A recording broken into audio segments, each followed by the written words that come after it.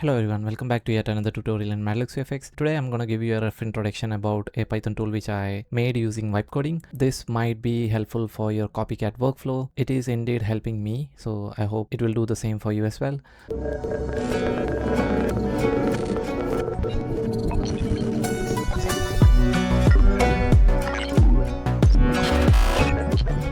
Let's suppose this is the plate and this is the ground truth.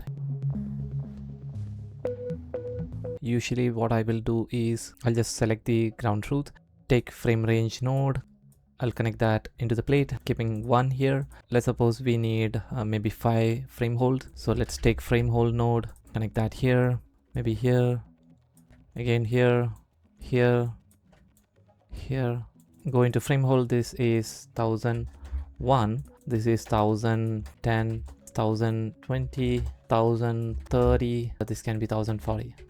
After this, I will just select all the frame hold nodes, take AppendClip, which will be used for our training. In case if I need a crop node, I can use a crop node, not here, and I will just copy and do that on individual frames.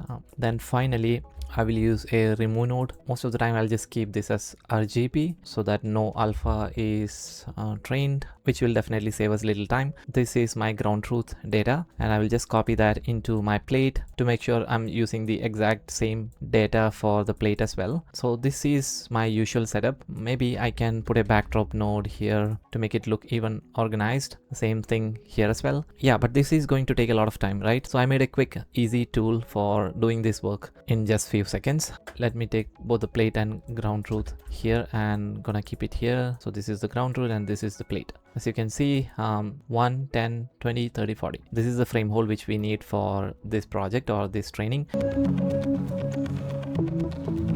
So I'm gonna select my ground truth, or this can be plate, rotos, whatever data it can be. So I'm gonna select that. If you come here, you can select CatPrep. This is the tool which I was talking about. Select that. So why this name? Cat comes from CopyCat or BigCat, that specific node set. Prep is preparing ourselves for the work. So CatPrep. We can see few options here. First is frame source. This is where you tell CopyCat how you want to pick frames. There are 3 modes: frame numbers, random numbers, and expressions. Frame numbers, you type the exact frames you want. Like in my case, 1001, 1010, 20, 30, 40. Random numbers, you can generate random numbers using this option. And also there is an option called expression which deals with patterns. So let's choose frame numbers here. This knob frame numbers means it always shows the final list of frames that will actually be used no matter which mode you picked above. If you generate random frames or using an expression, the result lands here first, so you can take a look at it, tweak it, or delete a frame you don't want before anything gets created in the node graph. So this can be really important. If you choose random numbers, you can see there is a knob called random count. This only shows up when you are in random mode. You type a number here like 8, and that's how many unique random frames CatPrep will pick for you from the read node which you selected. That's really handy. And also there is a button called generate random frames.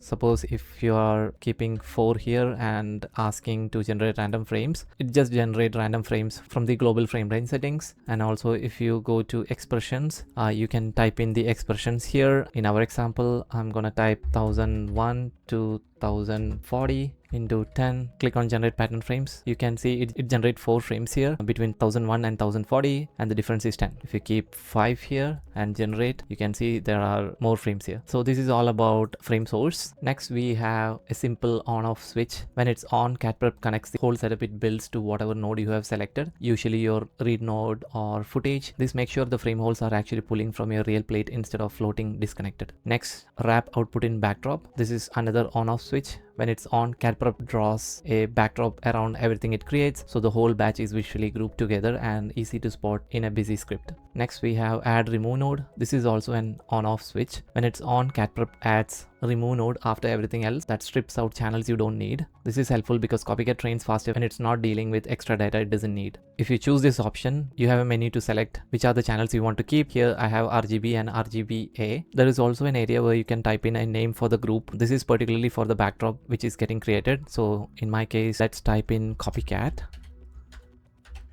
Finally, we have an option to add crop nodes to each frame holes. If you check this option, a crop node will be added to all the frame hole nodes. Before clicking on OK, I'm gonna keep this as frame numbers 1001 1010, 1020, 1030, 1040. Okay, so created 5 frame hole nodes, held on frames. You can see here we have a well organized setup automatically created, and in the backdrop you can see the name which we gave and also the frames generated using the tool. You can see frame range automatically, the values are set properly. You can see the frame holes 1, 10, 20, 30, 40, which is indeed the same one which we created manually earlier. And also we chose to add crop nodes to individual frame holes, so there is a crop node added here which you can adjust manually for each individual frame holes. Finally, all of the crop nodes are connected to an append clip, and there is also a remove node. We choose RGB, so channels which is showing up here is RGB. And once this is done, let me keep the ground truth data outside. I'll just copy this backdrop and keep it here, organize a little bit here and connect that into my plate. So both training data are ready and it's time to connect that into CopyCat. Let me take a CopyCat node. This is to the plate, this is to the ground truth. Now you can fill up all these properties and start training. So hopefully this tool is going to help you in reducing your work a little bit. I'm going to make a follow-up video about few workflow tips with this tool. So I'll see you in my next tutorial. It's Manu signing off. Thank you for watching.